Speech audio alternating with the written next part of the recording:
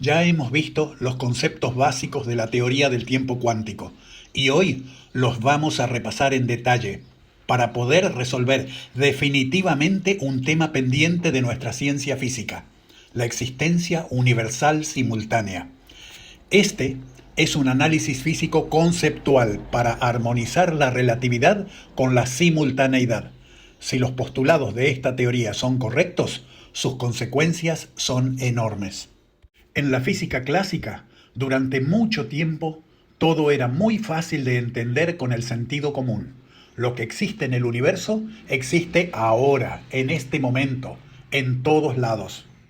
Es lo que llamamos presente. Y a este instante, para todo lo que existe en todos lados, lo llamamos existencia universal simultánea.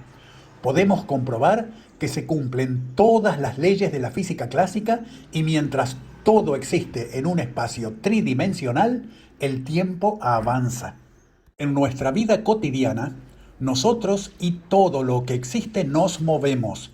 Podemos hablar entre nosotros y observar todo lo que ocurre a nuestro alrededor en cada instante. Pero sin embargo, la no simultaneidad surgió de una simple fórmula teórica desde 1905, cuando Einstein imaginó y comenzó a afirmar que el tiempo no transcurre igual en todas partes, sino que se ralentiza con la velocidad. Y en 1915 agregó el mismo concepto para la gravedad. Eso ya sugiere que todo no puede existir al mismo tiempo. La teoría de la relatividad ha sido creada conforme a la exigencia científica de establecer las leyes de la física, de tal manera que sean válidas para cualquier punto de vista de cualquier observador.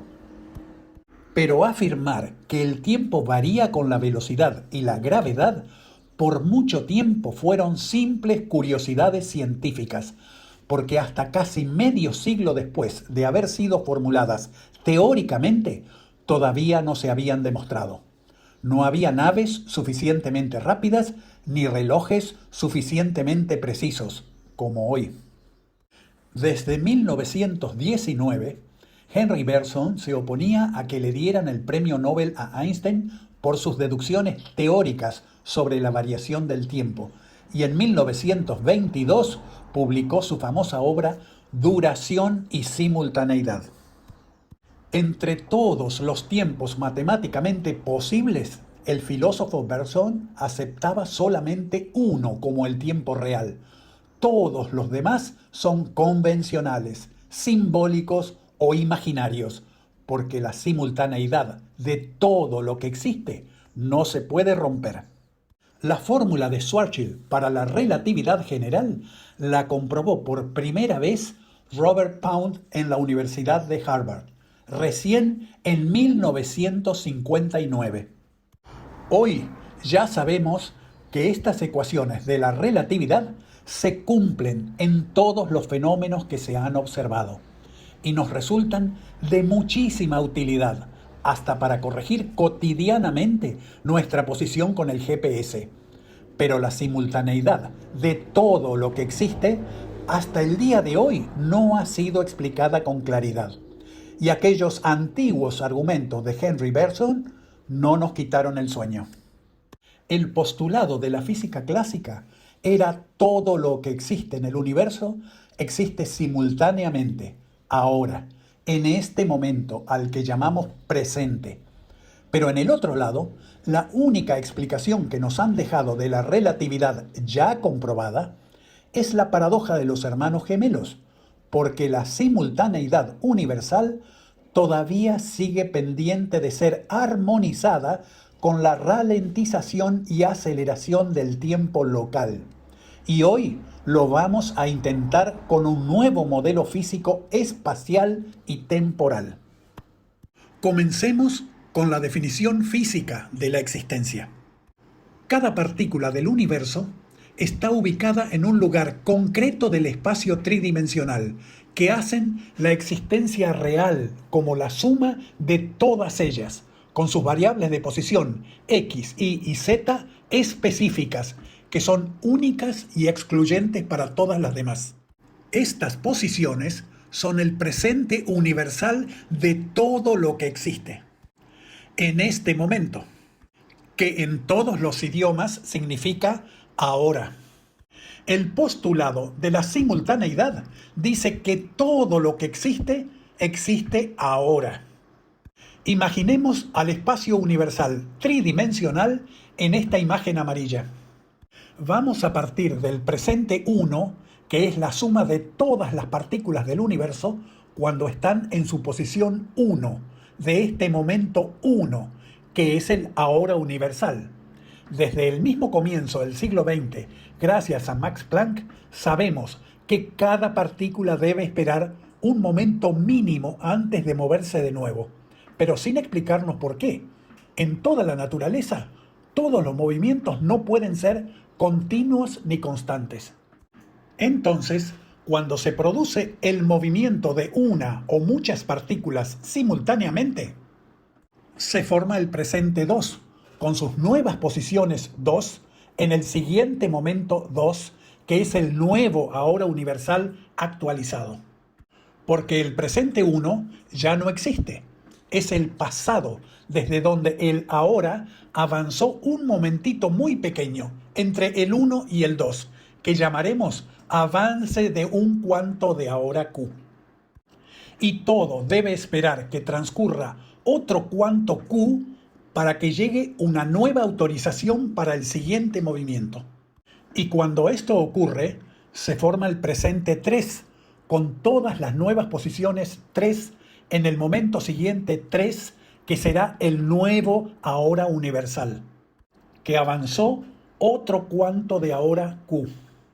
Nos ha quedado claro que los movimientos discontinuos, uno después del otro, son los que provocan el avance del ahora universal, que es la existencia simultánea con cada cosa en su lugar propio, de todo lo que hay en el universo. Hemos partido de la base que los movimientos discontinuos, separados por un cuanto de ahora Q, son los que provocan el avance de la hora universal, que es la existencia universal instantánea. Este razonamiento se entiende claramente desde la perspectiva de la física clásica, pero ya se ha demostrado que hay tiempos más rápidos y más lentos por todo el universo. Por lo tanto, todo lo que existe no se puede mover simultáneamente, y ese fenómeno contradice claramente el postulado clásico de la existencia universal simultánea. Por lo tanto, esta descripción, con un solo espacio universal común a todo lo que existe, no puede explicar a nuestra realidad. Por eso, debemos dividir el espacio universal en lo que vamos a llamar marcos de referencia temporal. ¿Y qué son estos marcos de referencia? Son lugares donde todo lo que existe, existe ahora. Es decir, son zonas volumétricas tridimensionales acotadas donde todas sus partículas se mueven simultáneamente y todo lo que existe dentro de él forma un ahora común en todo el marco. Pero luego deben permanecer quietas hasta que se les permitan nuevos movimientos, y todo lo que existe dentro del marco existe quieto, aunque el ahora universal pueda seguir avanzando con movimientos en otros lugares fuera de ese marco. Y debe haber una espera necesaria hasta que llegue la autorización para el próximo movimiento dentro del marco. Mientras tanto, se producen movimientos en otros marcos. Por eso, el ahora sigue avanzando en el universo, pero con movimientos fuera de este marco de referencia. Mientras que dentro del marco, todo debe permanecer quieto hasta que le llegue el turno de moverse. Y esa espera necesaria, mientras el ahora avanza en otros marcos, sería la explicación física de por qué tiene que existir un tiempo de Planck entre un movimiento y el siguiente. Este nuevo postulado es el que justifica la existencia de movimientos discontinuos en todo el universo. Por ejemplo, En este marco se produjo el último movimiento que ha formado el presente 1 en el último momento 1 del ahora universal. Y después del movimiento que provocó un avance del ahora, debe permanecer todo quieto dentro de ese marco. Mientras tanto, en este otro marco se produce un movimiento avanzando al presente 2, formando el último momento 2, que es el nuevo ahora universal. En el marco anterior nada se ha movido, todo sigue como en el presente 1. Hasta que en ese mismo marco se le vuelve a permitir un movimiento exclusivo para formar el presente 3, y el nuevo momento 3 es el ahora universal, que también contiene al último momento 2 anterior, dentro del otro marco de referencia que permanece quieto. En el marco de abajo se permite un movimiento exclusivo para formar el presente 4 en el momento 4, que es el nuevo ahora. Y mientras todo sigue quieto en el universo, en este otro marco se permite un movimiento que forma el presente 5 en el nuevo momento 5 que contiene el ahora universal. Y ocurre nuevamente otro movimiento exclusivo en este marco para formar el presente 6 en el último momento 6 que contiene el nuevo ahora universal. El presente 7 se permite en este marco, el presente 8 en este otro, el presente 9 se repite en el primer marco, el presente 10 en el de la derecha, y un nuevo presente 11 se forma al permitir un movimiento exclusivo en este marco. Y hagamos aquí una pausa. Vamos a analizar lo que se nos ha formado. El último presente, el ahora, es el presente 11 de este marco. Este momento 11 es el último momento del universo. Es el último ahora.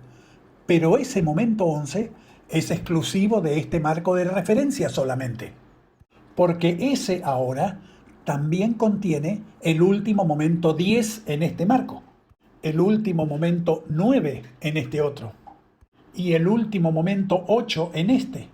En conclusión, el ahora universal se forma con el último momento de cada marco de referencia, porque este momento es el último momento en todos lados. Entonces, todo lo que existe en el universo existe ahora.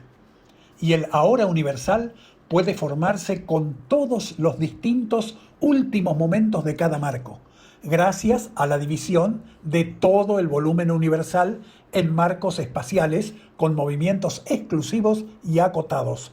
Por lo tanto, todo existe simultáneamente en todo el universo, pero los últimos momentos de cada marco son diferentes, y esta no es la única consecuencia de este modelo de marcos espaciales.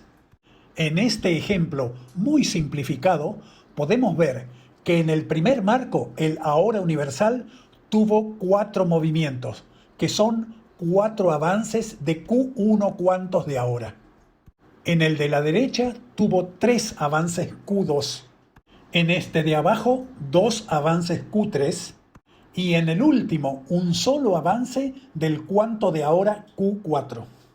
Y vamos a definir a el cuanto de ahora Q como lo que hay que esperar en cada marco hasta que se autorice un nuevo movimiento.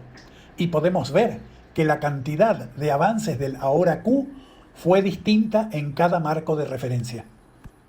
En este marco hubo 4 permisos de movimiento y en este otro uno solo.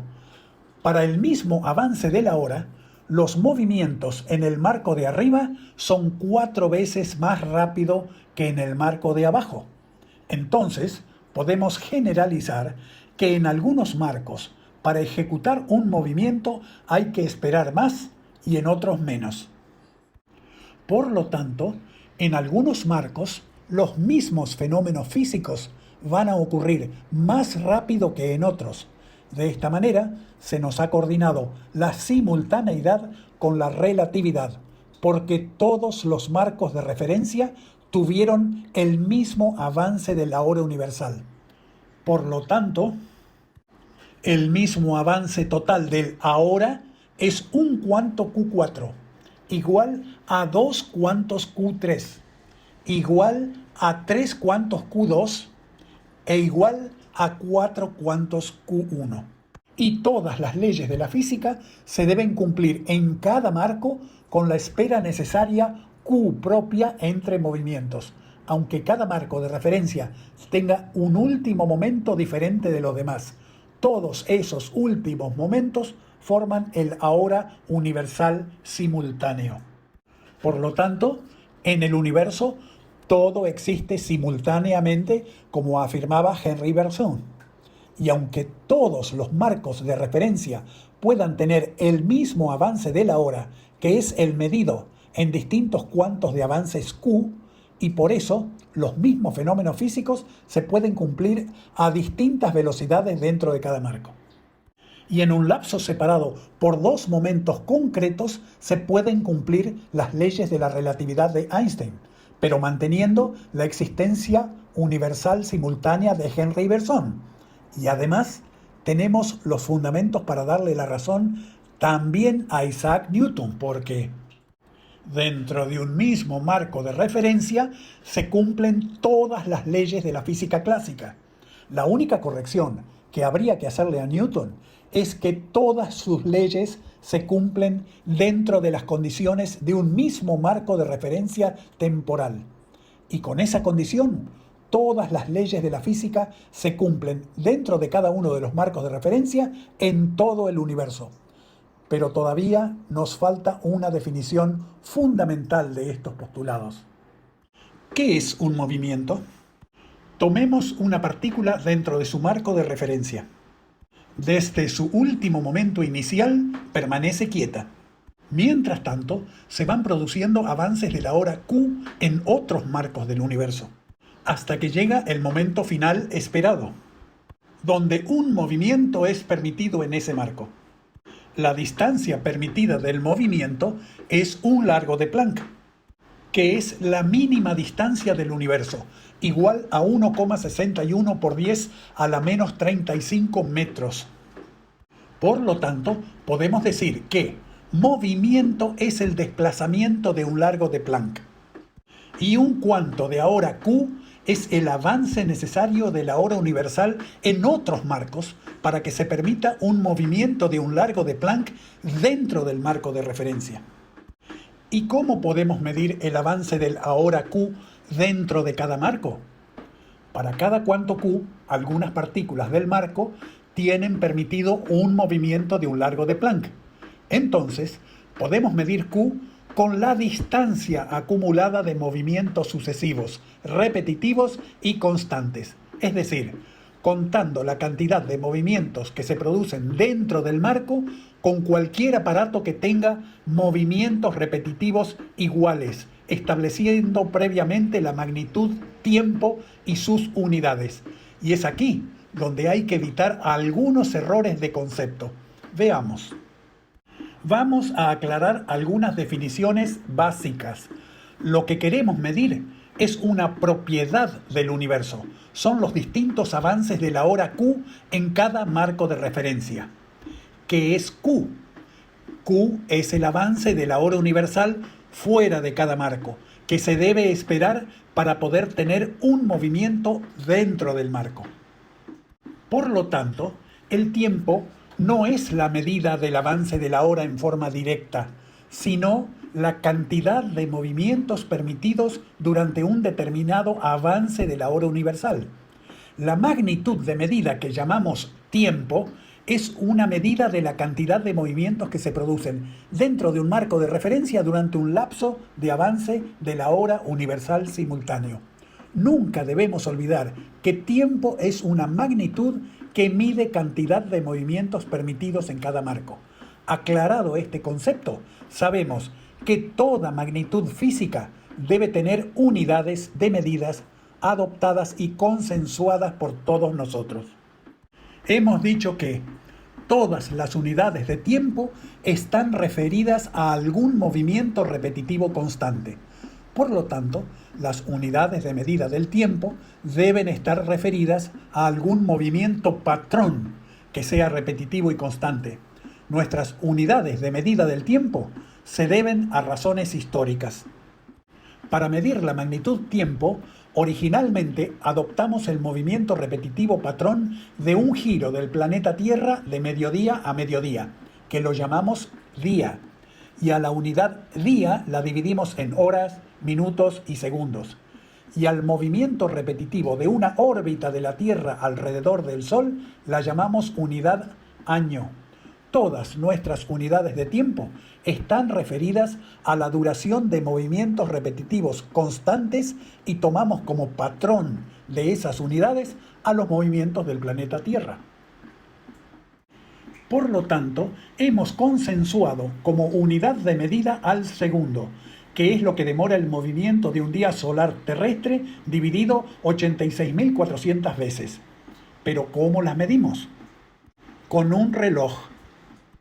Un reloj es cualquier aparato que mide movimientos repetitivos constantes referidos al segundo, que es nuestra unidad adoptada por unanimidad.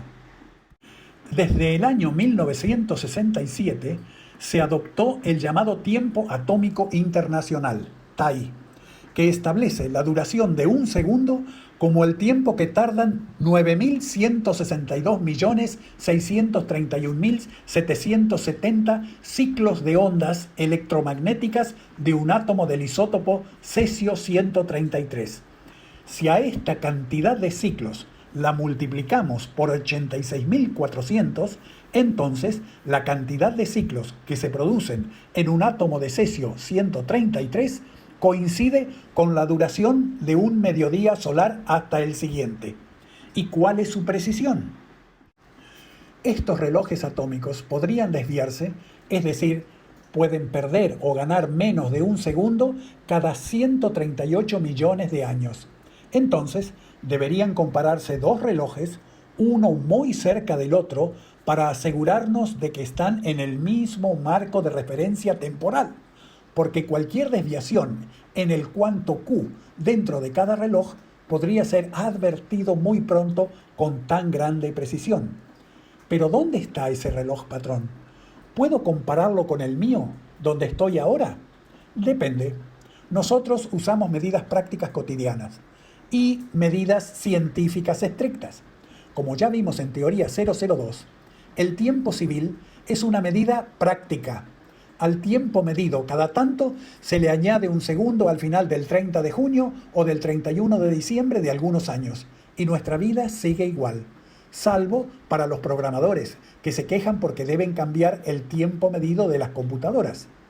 Dos relojes atómicos, uno al lado del otro, van a marcar exactamente el mismo tiempo, garantizando que hasta dentro de 138 millones de años, quizás uno pueda marcar un segundo más que el otro. Aquí estamos usando estrictas medidas científicas que no admiten comparación con nuestra medida práctica del tiempo civil mundial.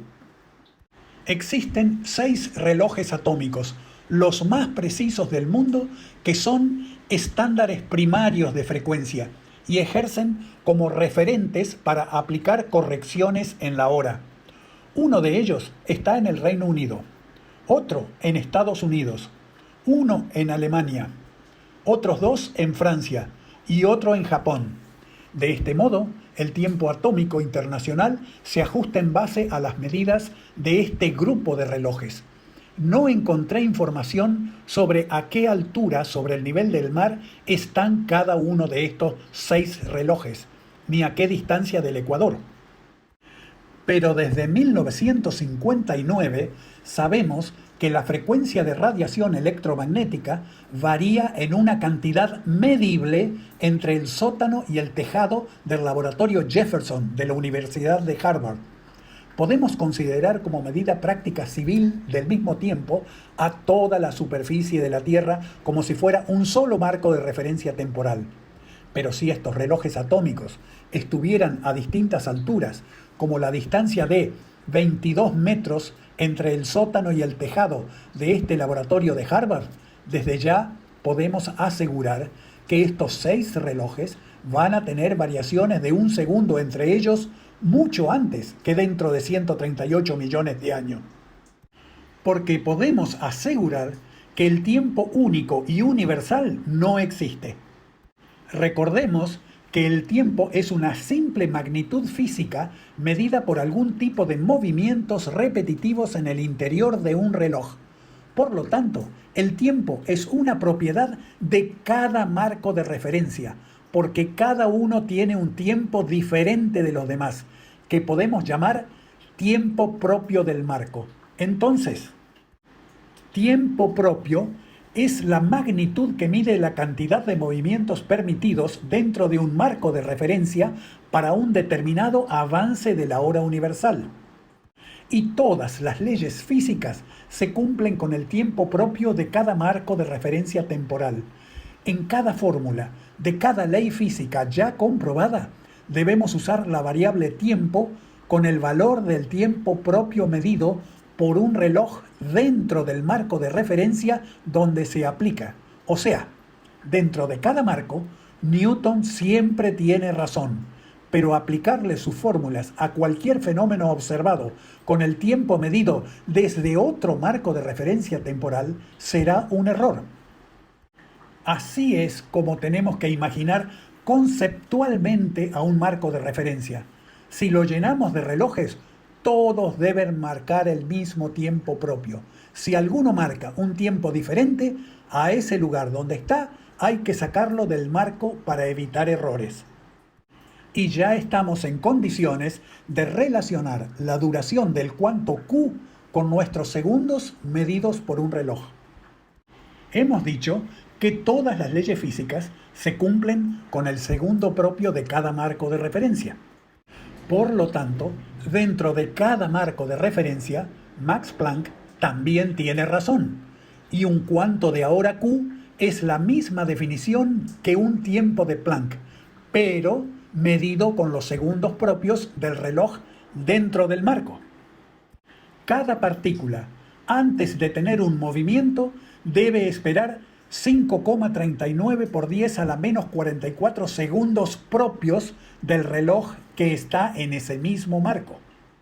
O sea que, cada vez que el reloj marque la unidad de un segundo propio, con su inversa, se van a producir 1,85 por 10 a la 43 movimientos de un largo de Planck permitidos en ese marco.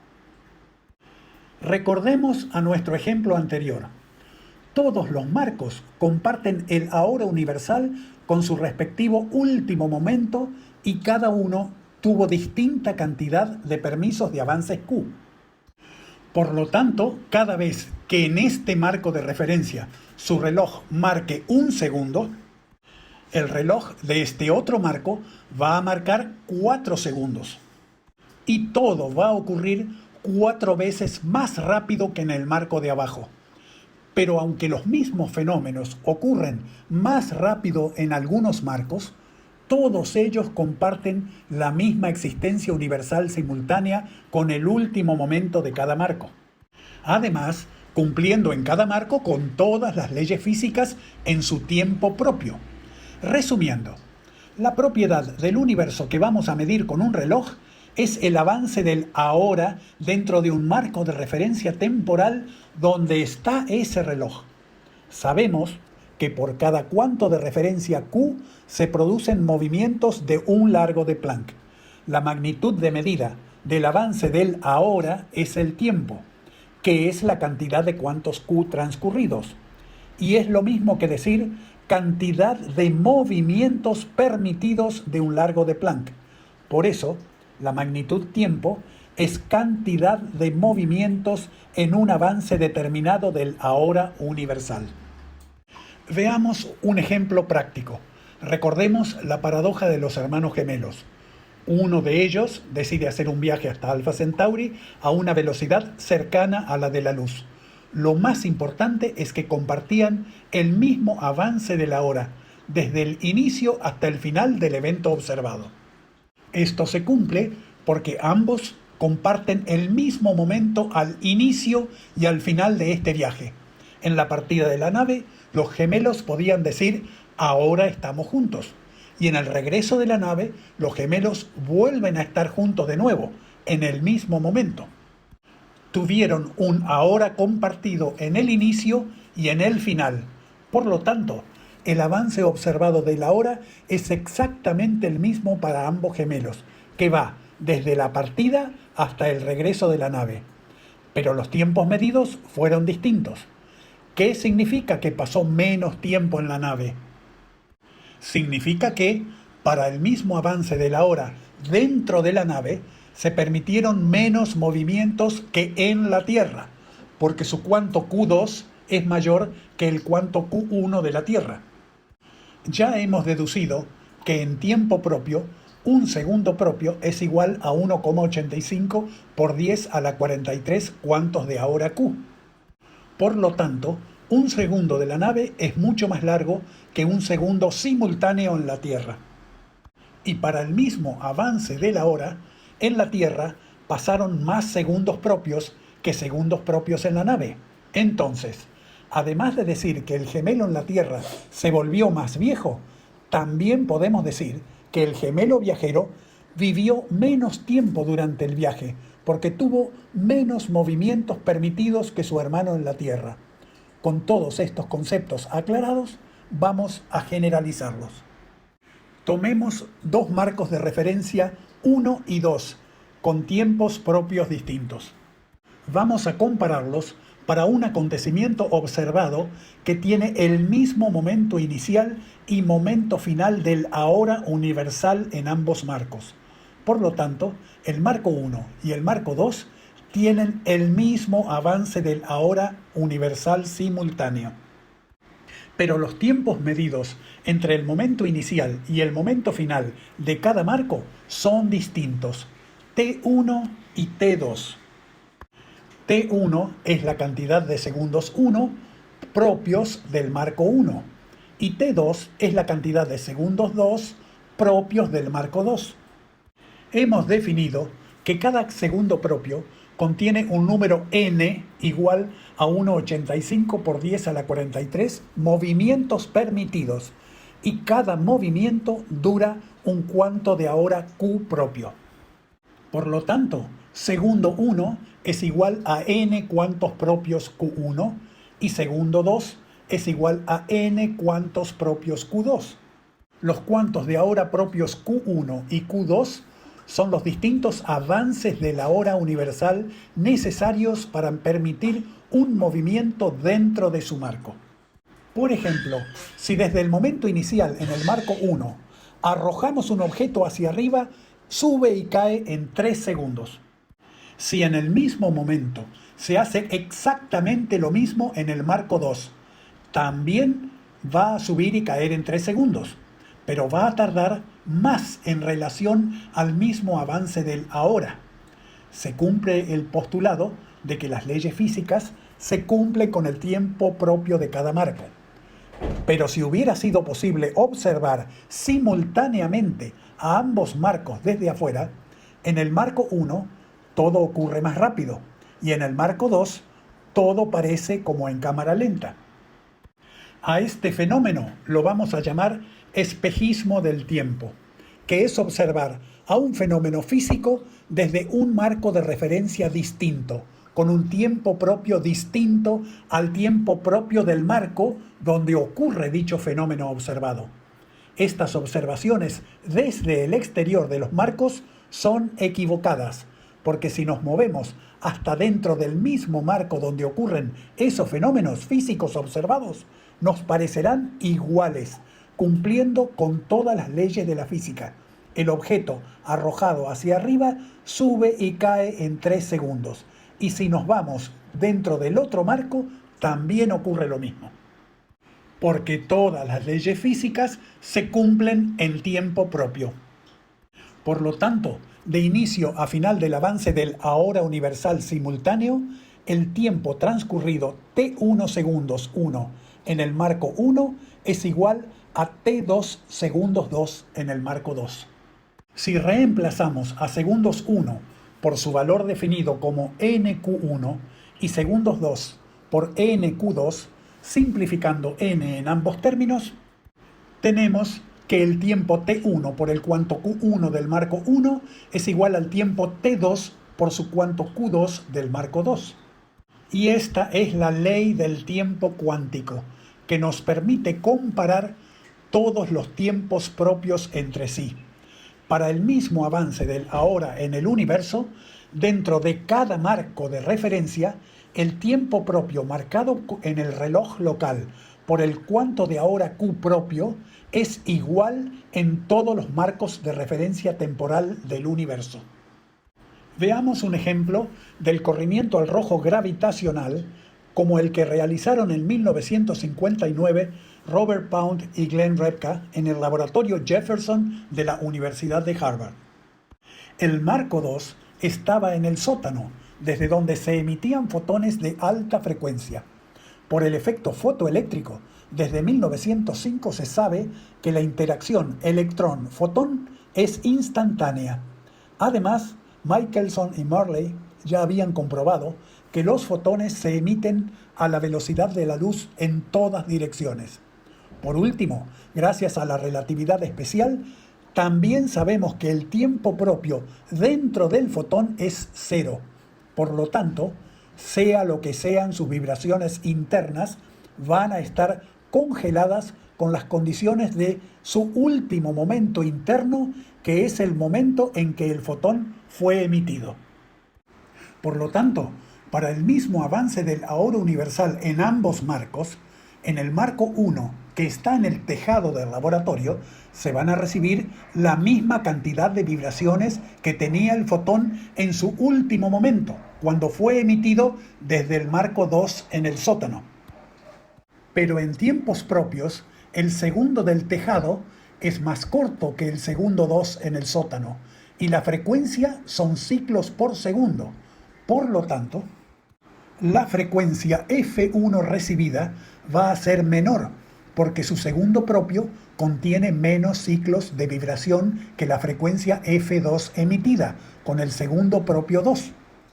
Por definición, el corrimiento al rojo es frecuencia emitida F2 sobre frecuencia recibida F1, que es proporcional a NQ2 del marco emitido sobre NQ1 del marco recibido, pero N se simplifica arriba y abajo. La ley del tiempo cuántico nos dice que T1 por Q1 es igual a T2 por Q2, de donde sale la relación de tiempos propios T1 sobre T2 es igual a la relación de cuantos propios Q2 sobre Q1, lo que nos permite agregar la relación de tiempos propios T1 y T2 al corrimiento al rojo medido, y nos queda definida la ley del fotón, que relaciona el corrimiento al rojo medido en el tejado con los tiempos propios del sótano y el tejado. Esta ley es de muchísima importancia para determinar los tiempos propios de lugares de emisión de fotones, donde no podemos mandar nuestros relojes para medirle su tiempo propio. Y ya podemos enunciar la ley del fotón. Si observamos un fenómeno lumínico en un marco de referencia lejano, para conocer el tiempo propio con que se cumplen las leyes físicas de ese marco, debemos usar nuestro tiempo propio medido de dicho fenómeno sobre el corrimiento al rojo de los fotones recibidos. Entonces, ya podemos usar las leyes físicas observadas de aquel lugar lejano con su tiempo propio T2 y no con el tiempo que medimos T1. Si esta teoría del tiempo cuántico es correcta, tenemos una larga lista de consecuencias. No hay grandes deducciones matemáticas que analizar. Se trata solamente de nuevos conceptos y postulados lógicos y razonados. Para armonizar la existencia universal simultánea, debemos comenzar con la división de todo el espacio universal en marcos de referencias temporal, tridimensionales acotados, donde todo lo que contienen debe moverse simultáneamente y su último momento es igual al presente universal de todos los marcos. Lo que está contenido dentro de cada marco de referencia existe simultáneamente con su último momento, en este mismo momento, en la totalidad del universo. Y todo lo que está contenido dentro de cada marco de referencia tiene movimientos simultáneos. Es decir, todo está quieto hasta que todo tenga un movimiento simultáneo y vuelve a estar todo quieto, hasta el próximo movimiento y así sucesivamente. Y movimiento es un cambio de lugar que podría tener cualquier cosa que existe con un desplazamiento de al menos un largo de Planck. Y tiempo es una magnitud que mide cantidad de movimientos. La unidad adoptada con que medimos el tiempo propio de cada marco es un segundo, que equivale a la duración de 1,85 por 10 a la 43 movimientos permitidos dentro de cada marco de referencia. Y también dentro de cada marco se permite un nuevo movimiento cuando transcurren 5,39 por 10 a la menos 44 segundos propios de un reloj dentro de ese mismo marco. Y todas las leyes de la física se cumplen con el tiempo propio de cada marco de referencia temporal. Si en algún marco no hay movimientos, su tiempo propio es cero. Desde 1905, Einstein ya dedujo que el tiempo propio se ralentiza con la velocidad. Dentro de cada objeto en movimiento se forma un marco donde el cuanto de tiempo Q, que es lo que se debe esperar para hacer un movimiento, se alarga y el tiempo se ralentiza. El mismo fenómeno lo propuso para los campos gravitacionales en 1915 y finalmente se comprobó desde 1959 en adelante. La primera consecuencia de esta teoría es la ley del tiempo cuántico. Para el mismo avance del presente ahora, el tiempo medido por el cuanto Q es igual en todos los marcos de referencia. Y la ley del fotón nos relaciona el tiempo propio de cada lugar que nos envía fotones con el corrimiento al rojo de esos fotones. Y eso es todo por hoy. Si he cometido algún error de concepto o de cualquier otra naturaleza, agradeceré que lo expliquen en comentarios o por mail privado. El intercambio de ideas es lo más positivo de estas exposiciones.